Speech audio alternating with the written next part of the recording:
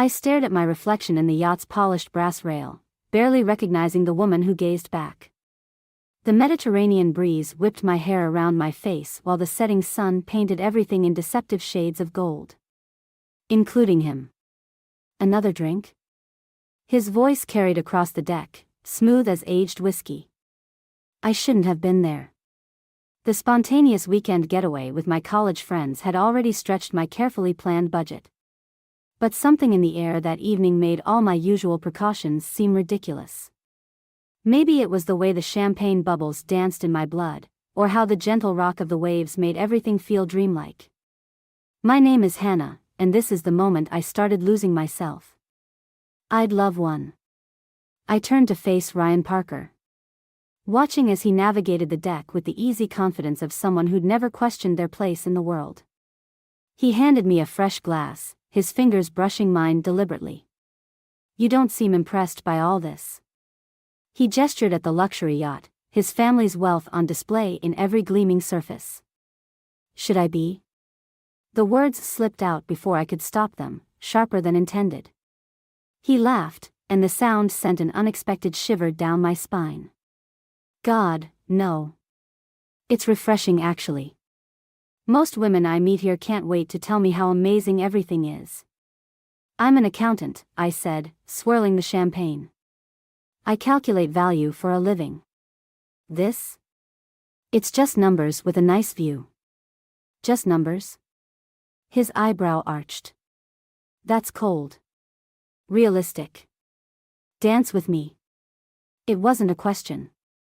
He already had my hand, pulling me closer to where the yacht speakers spilled music across the deck. My friend Sophie caught my eye from across the deck, giving me an exaggerated thumbs up. I shot her a warning look, but couldn't help smiling. This wasn't me, the impulsive dancing, the flirting with strangers on expensive boats. I built spreadsheets and security nets. I planned. What are you thinking? Ryan's breath was warm against my ear. That this is probably a mistake. The best things usually are. His hand tightened at my waist. Tell me something real, Hannah. Something that isn't about numbers. I pulled back slightly, studying his face. I hate surprises. I color-code my calendar. I haven't done anything truly spontaneous in years. Until tonight. Until tonight, I agreed. The music changed, but we kept swaying. Over his shoulder, I noticed an older woman watching us from the upper deck. Her expression was unreadable in the growing darkness, but something about her steady gaze made me uneasy. That's my mother, Ryan said, following my look. Margaret Parker. Don't worry about her, she watches everyone like that. Especially me. Charming. She's built an empire. Charm wasn't required. He spun me suddenly, making me laugh despite myself. But we don't have to talk about her. Tell me more about this color-coded calendar of yours. Why? Planning to disrupt it? His smile turned predatory. Absolutely. Later, I would remember this moment, the music, the lights of the coast twinkling in the distance, the way Ryan's eyes never left mine. I would remember it and wonder how I missed all the warning signs. How I didn't see that his charm was a carefully constructed weapon, that his mother's watchful gaze wasn't protective but calculating. That this whole evening was the beginning of something that would tear my carefully ordered world apart. But right then, with the Mediterranean night wrapping around us like silk, I just let myself fall. After all, the best things in life are mistakes, right? Wrong. So devastatingly wrong. The Parker Enterprises lobby gleamed with the same polished perfection as that yacht where I'd first met Ryan 6 months ago. Now, as his wife and newest employee, I clicked across the marble floor, my heels echoing like tiny gunshots in the vast space. Mrs. Parker. The security guard's greeting still made me flinch. That name didn't feel like mine, even after the whirlwind wedding that had left my brother Mark shaking his head in disbelief. The elevator doors opened to reveal Margaret, imperious in charcoal gray, her lips pressed into their perpetual line of disapproval. You're late. Traffic. I stepped in beside her, fighting the urge to check my appearance in the mirrored walls. The board meeting isn't for another hour. In this family, early is on time is late.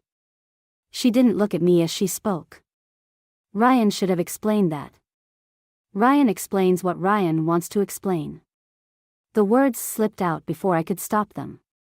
Margaret's reflection smiled, sharp as a paper cut. Perhaps you're not as naive as I thought. The elevator stopped at the executive floor, but Margaret held the door. Join me for coffee. It wasn't a request. I followed her into her corner office, where floor-to-ceiling windows offered a god's-eye view of the city. She gestured to a chair while preparing 2 espressos with mechanical precision. How are you finding married life? She placed a cup before me, the china so delicate it seemed ready to shatter at a harsh word. Different than expected. I wrapped my fingers around the warm porcelain. But I'm adjusting. Are you? She settled across from me. Because from where I sit, you look like a woman realizing she's bought counterfeit goods at full price. My cup clattered against its saucer. Excuse me? Oh, don't misunderstand. Ryan can be charming when he wants something. But charm fades, doesn't it? Especially when the pressure starts. She leaned forward. Tell me, has he started asking about children yet? The question hit like a slap.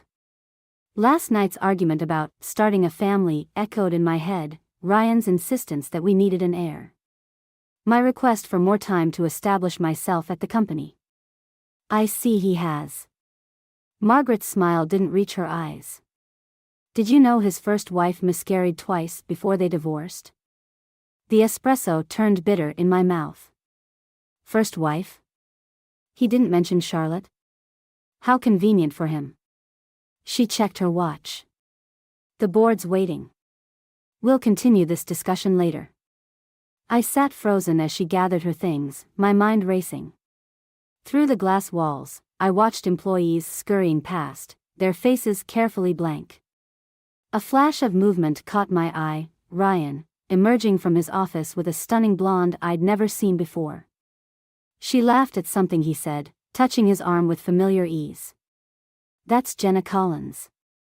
Margaret's voice carried a note of warning. New hire in accounting.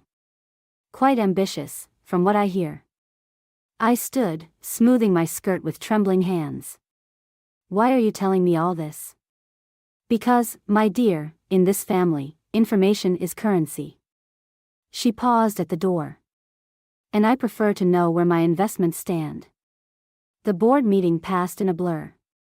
I presented my financial projections while watching Ryan and Jenna exchange glances across the table. When voices rose near the end, I caught fragments of a heated discussion by the water cooler. Can't keep this quiet forever. She doesn't suspect. Just like Charlotte. My phone buzzed, a text from Mark, free for lunch? Need to talk. I typed back quickly, yes. Please. Walking back to my office, I passed Ryan's door just as Jenna emerged, adjusting her blouse. Our eyes met briefly before she looked away, a small smile playing at her lips.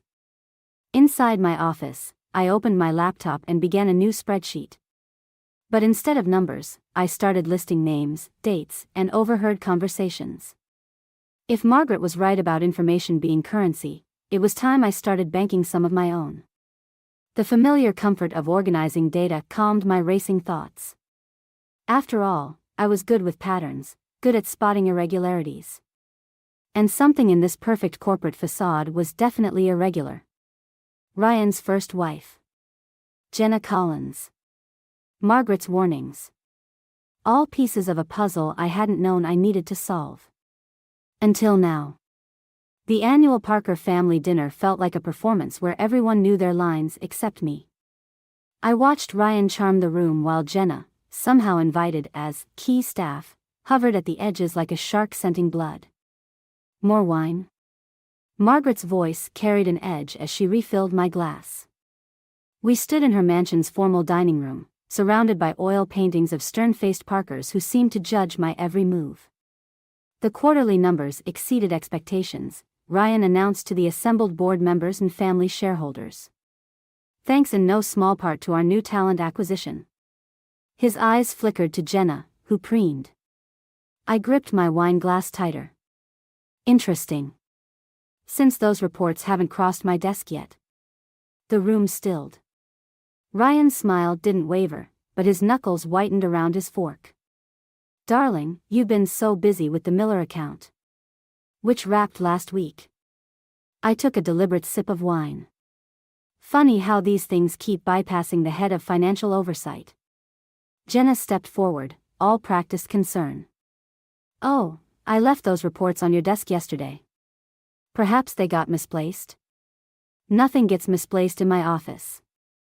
I met her gaze steadily. Just like nothing gets misplaced in the company accounts. Speaking of which, has anyone reviewed the recent wire transfers to our Cayman subsidiary? Ryan's fork clattered against his plate. Margaret, who'd been watching the exchange like a tennis match, suddenly smiled. An excellent point, Hannah. Perhaps we should discuss those transfers now. This isn't the time, Ryan started.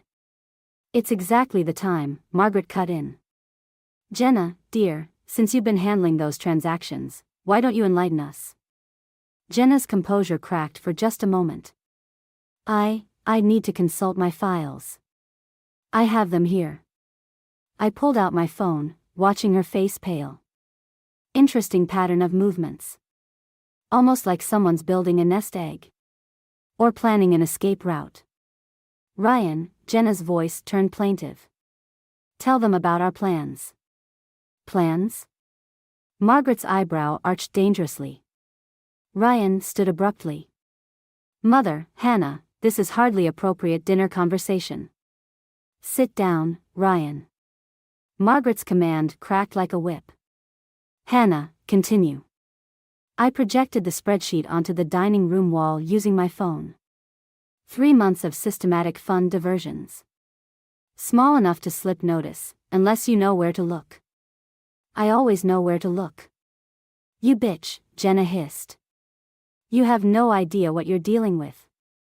Actually, I do. I advanced to the next slide. Just like I know about Charlotte. Ryan's face went ash white. Around the table, several board members shifted uncomfortably. Who's Charlotte? Jenna demanded.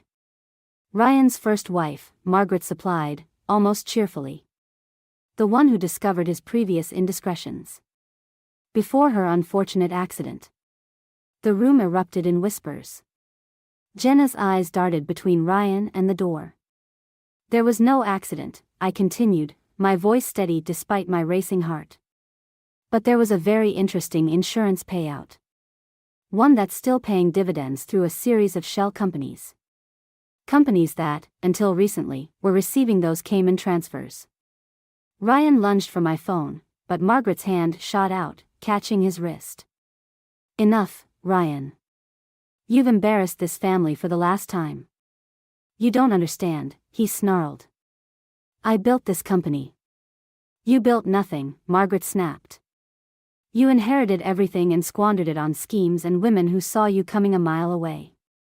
Hannah, continue with your findings. But Jenna had heard enough. She bolted for the door, her heels echoing down the marble hallway.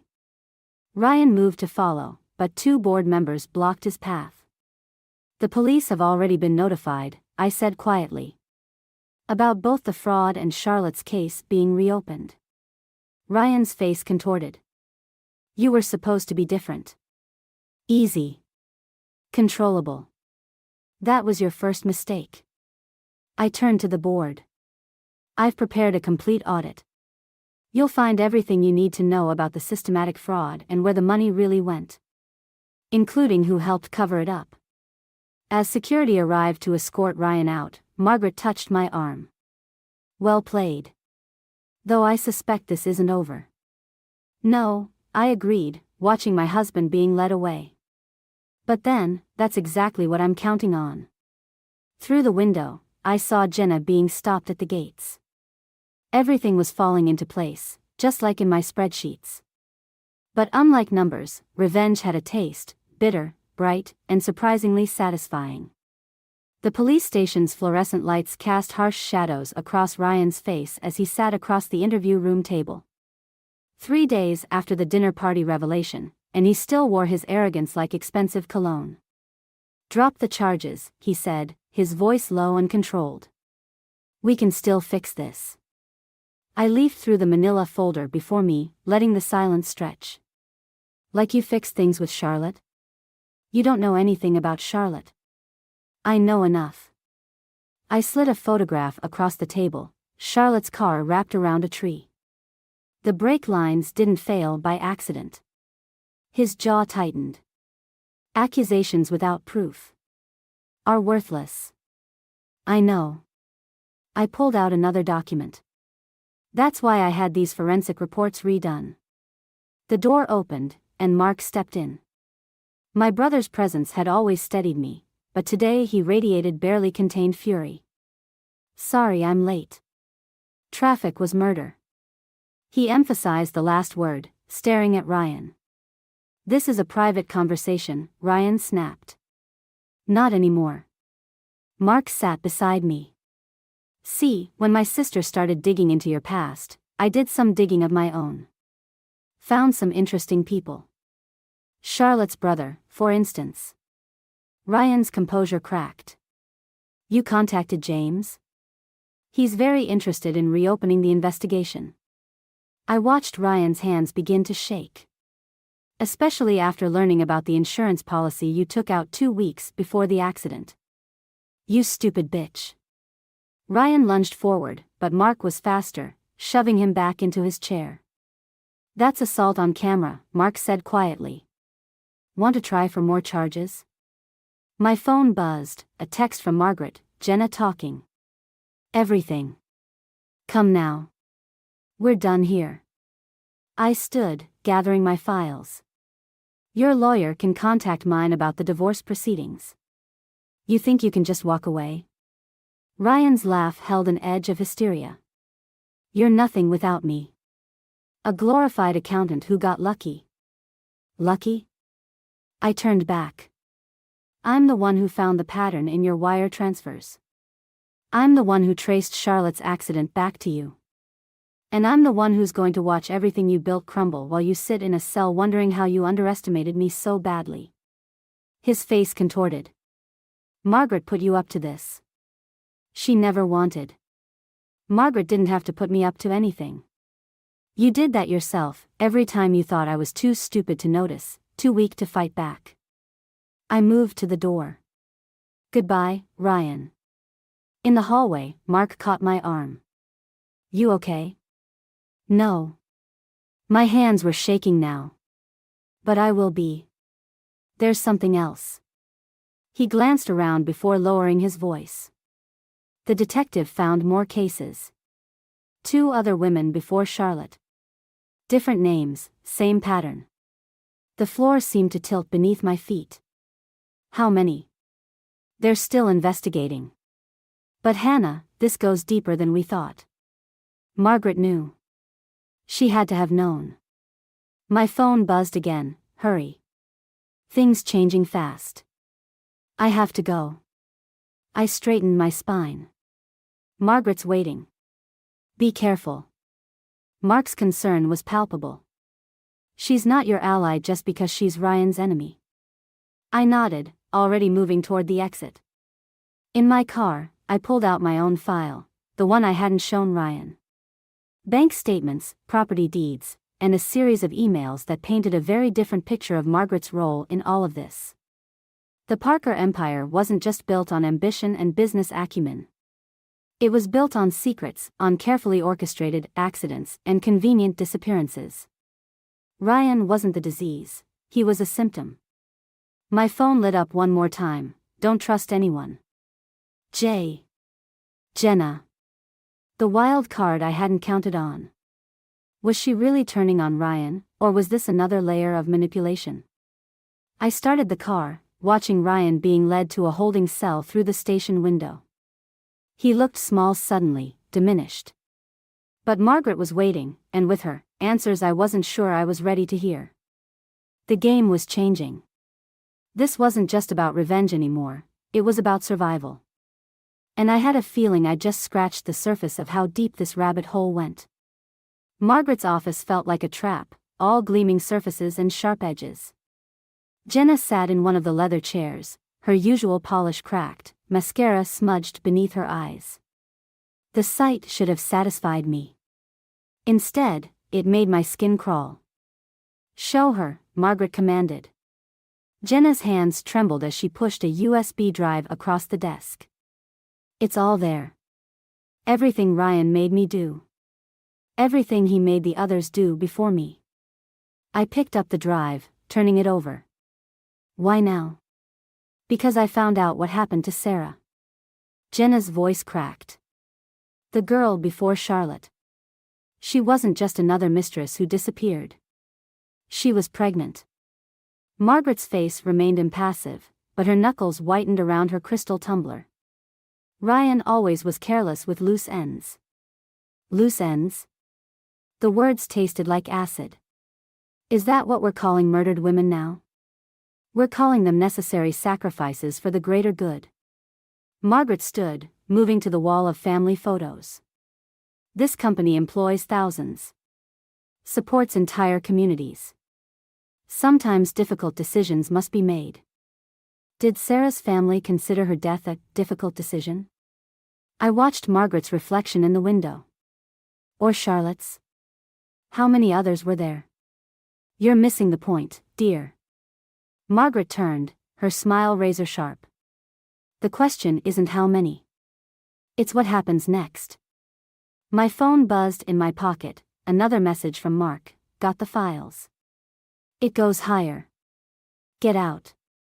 "I should take this to the police," I said, gripping the USB drive. "Like you took the evidence about Ryan?" Jenna laughed bitterly. "Check the drive. The police captain's on the payroll. Has been for years." Margaret poured another drink. "You're in quite the position, Hannah. You could try to expose everything, watch this company crumble, destroy thousands of lives. Or you could take your rightful place. Ryan proved himself weak, but you have potential. Real potential." She gestured to the CEO chair. "This could all be yours." The room suddenly felt airless. "You knew about all of it. The women, the murders. I protected my family's legacy." Margaret's voice hardened. "Just like my mother did before me, and hers before that. Do you think empires are built on kindness?" My phone buzzed again. "Police chief found dead. Apparent suicide. Move now. Tick-tock, dear." Margaret smiled. "The board meets in an hour. They'll need to know who's really in charge now that Ryan's indisposed." Jenna stood abruptly. "I've told you everything. I want out." "Of course." Margaret nodded to someone behind me. I turned to see the security chief enter, his face expressionless. Jenna's eyes widened in recognition, or terror. "No," she whispered. "You promised." "I promised you'd be taken care of." Margaret waved her hand dismissively. "And you will be." The security chief moved toward Jenna. I stepped between them, my heart hammering. "Stop. Choose carefully, Hannah." Margaret's voice carried a deadly warning. "Power or principles? You can't have both." My phone buzzed one final time. Mom's old files decoded. Margaret killed her too. The pieces clicked into place. My mother's mysterious accident 15 years ago. Right after she'd started investigating Parker Enterprises' finances. Actually, I pulled out my phone, showing the recording app's running timer. "I can have justice." Margaret's mask slipped for just a moment. "You wouldn't dare. Watch me." I grabbed Jenna's arm. "We're leaving. And if anything happens to either of us, everything goes public. Every detail. Every death. Every cover-up. You'll regret this," Margaret called as we backed toward the door. You have no idea what you're giving up. But I did. I was giving up power built on blood, an empire founded on bodies. And for the first time since this nightmare began, I felt clean. In the elevator, Jenna sagged against me. Where are we going? To meet my brother. I clutched my phone like a lifeline. And then we're going to burn it all down. The elevator descended, carrying us away from Margaret's web of lies. But I knew this wasn't over. It was just beginning. The safe house Mark arranged felt more like a prison. 3 days since fleeing Margaret's office, and the walls kept closing in. Jenna paced by the window, jumping at every shadow, while I stared at my laptop screen until the numbers blurred. They found Sarah's body. Mark's voice cut through the silence as he entered, tossing a file onto the table. Construction site, just like Mom's case. The laptop clicked shut. How many others? 7 confirmed so far. Different states, different names. Same method. He ran a hand through his disheveled hair. The FBI contact I reached out to. Found dead in his apartment this morning. Jenna stopped pacing. They're cleaning house. My phone lit up with a text from an unknown number, missing you at the office. The board asks about their new CEO. Another message followed, check the news. The TV flickered to life, showing Ryan at a press conference, Margaret at his side. His face showed genuine remorse as he spoke. My wife's tragic breakdown has shocked us all. Her paranoid accusations and theft of company documents. Theft? I stood so quickly my chair toppled. They're framing me? Smart play, Jenna muttered. Discredit the whistleblower before she can blow the whistle. Mark switched channels. The story was everywhere. My photo, my history, carefully edited to paint the picture of an unstable woman driven mad by ambition and jealousy. Your psychiatric records have been altered, Mark said quietly. They're painting you as delusional, obsessed with conspiracy theories. The evidence we gathered? They'll say you fabricated it during a mental break. My phone buzzed again. The board votes tomorrow. Last chance to come home, dear. We need to release everything now, I said, reaching for the USB drive. They've thought of that too. Mark pointed to the screen where a financial expert discussed the potential economic devastation if Parker Enterprises collapsed. They've tied the company's fate to 3 major pension funds. You expose them, you bankrupt 500,000 retirees. Clever witch, Jenna whispered. She's made it impossible for you to be the hero. A sharp knock at the door made us freeze. Mark drew his gun, moving silently to the peephole. His shoulders relaxed slightly. It's Charlotte's brother. James entered, looking nothing like his photo. His face was gaunt, haunted. They're moving faster than we thought. The evidence you gathered? There's a fail-safe. If anything goes public, dozens of sealed documents get released, implicating innocent people in financial crimes. Margaret's insurance policy, I realized. She's been building it for years. Everyone's either complicit or compromised. Or dead, James added grimly. Like Sarah. Like Charlotte. Like your mother. My phone lit up one final time. The car crash wasn't quick, you know. Your mother had time to regret her choices. Don't make her mistakes. The room spun. I gripped the table edge, feeling the walls of Margaret's trap closing in. Release the truth, destroy countless lives. Stay quiet, let the murders continue. Fight back, watch more innocent people die. There's another way. Jenna's voice was steady for the first time in days. But you won't like it. What way? We give Margaret exactly what she wants. Jenna's eyes gleamed. You take the CEO position. That's suicide, Mark protested. No, it's perfect. Jenna stepped forward. You become what she wants, the perfect successor. The worthy heir. And And then we destroy it from the inside, I finished, understanding dawning. Not with exposure, but with careful, systematic dismantling. It could take years, James warned. Then it takes years. I picked up my phone, staring at Margaret's last message. She taught me well, patience, precision, playing the long game. Time to use those lessons against her. I typed my response, coming home, mother. See you at the board meeting. The die was cast. To save others, I would have to become what I hated most. To destroy Margaret's empire, I would have to join it. Mark touched my shoulder. You don't have to do this. But I did.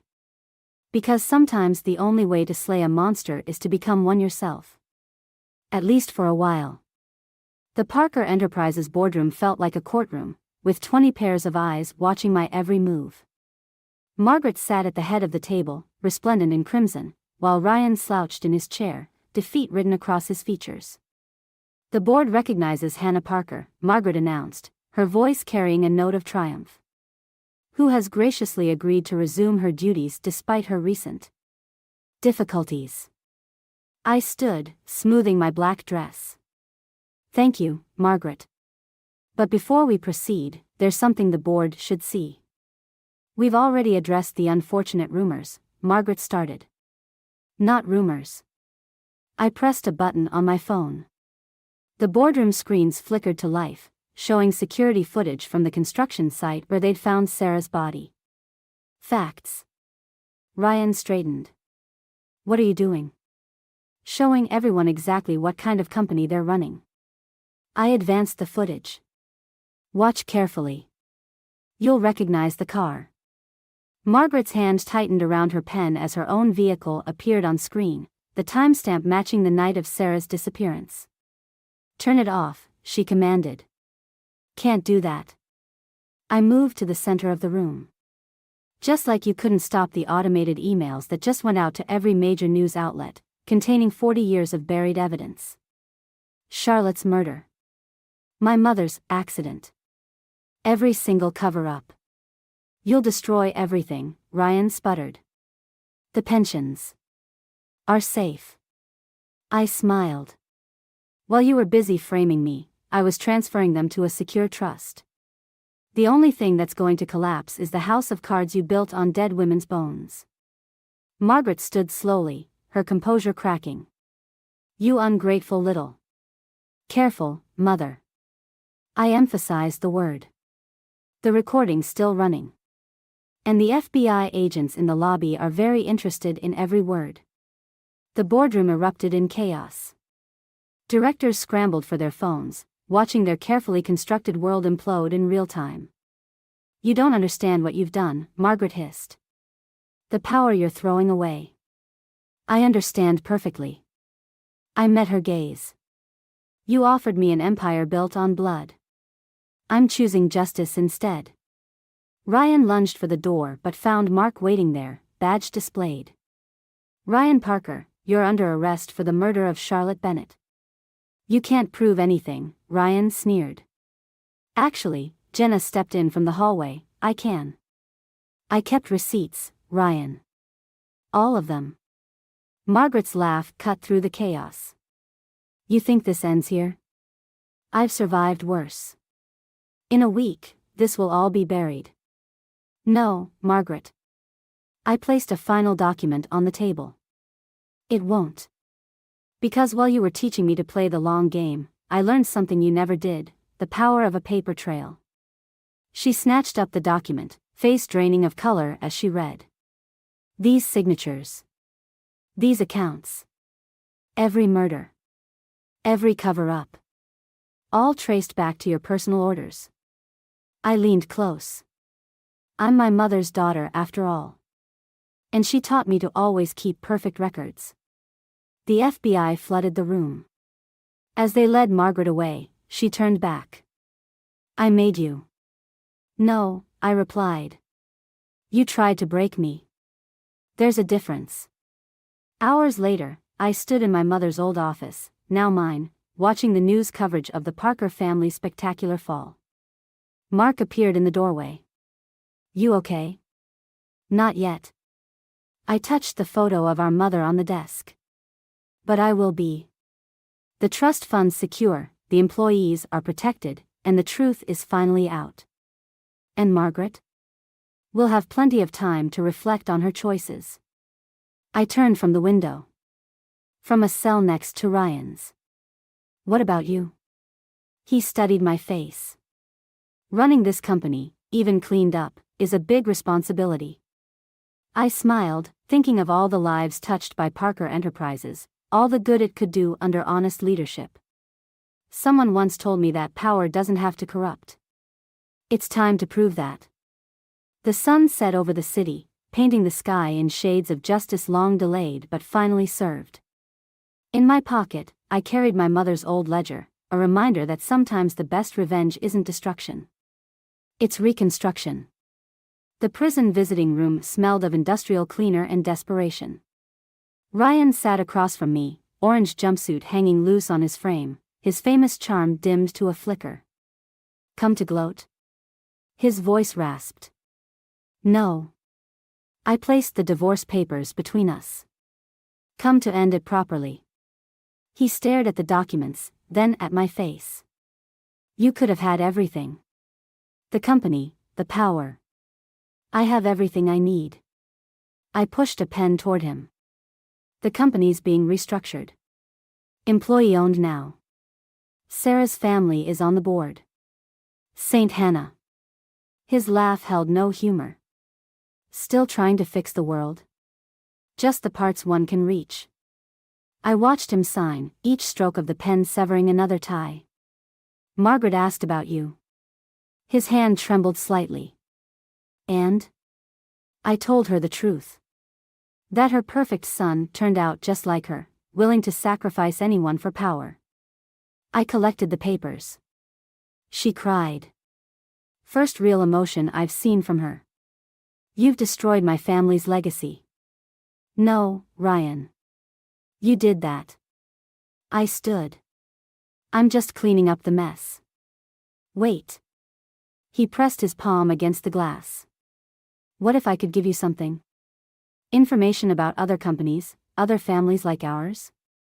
The old Ryan emerged for a moment, calculating, manipulative, always looking for an angle. I thought of Margaret in her cell, probably making similar deals. Keep it. I turned away. I'm done with revenge. Outside, Mark waited by the car. All done? Almost. I handed him a file. One last thing. The cemetery was quiet, morning dew still clinging to the grass. My mother's headstone had been replaced with a new one, the true date and cause of death finally carved in stone. She'd be proud, Mark said softly. She'd be furious I took so long. I placed a single rose and her restored accounting ledger against the granite. But I think she'd understand. My phone buzzed. Jenna, from her witness protection location, board approved the whistleblower protection program. Charlotte's brother says thank you. Another message followed from James. Sarah's scholarship foundation launches next week. You'll speak? The weight of responsibility settled on my shoulders, different from the burden of revenge. Lighter somehow. Cleaner. Ready? Mark asked. 1 second. I traced our mother's name. You know what's funny? Margaret thought she was teaching me to be ruthless. Instead, she taught me the price of ruthlessness. And what are you going to teach others? I smiled, thinking of the company's new direction, the foundations being built, the safeguards being put in place. That power doesn't have to corrupt. That justice doesn't always mean destruction. That sometimes the best revenge is making sure it never happens again. Walking back to the car, I passed rows of graves, each marking a life, a story, a choice. Somewhere in the state penitentiary, Margaret was probably still plotting, Ryan still scheming. But their power was gone, transformed into something else entirely. My phone buzzed one final time, an unknown number. The message was brief: you've made powerful enemies. Watch your back. See. Another Charlotte? Or someone else entirely? The old me would have obsessed over it, started another investigation, sought more revenge. Instead, I deleted the message. Let them come. I wasn't afraid anymore. The Parker legacy of secrets and murder had ended with me, replaced by something stronger than fear or power or revenge. Truth. Mark started the car. Where to? Forward, I said simply, leaving the graveyard and its ghosts behind. The morning sun caught my mother's wedding ring, now on my right hand, not as a reminder of marriage, but as a promise to myself. Some people spend their lives seeking power. Others spend their lives fighting it. But there's a third path, using power to protect, to heal, to change. That was my legacy now. And unlike the Parkers, I intended to build it without burying anyone along the way. The car pulled away, carrying me toward whatever came next. I was ready. After all, the best stories don't end. They transform.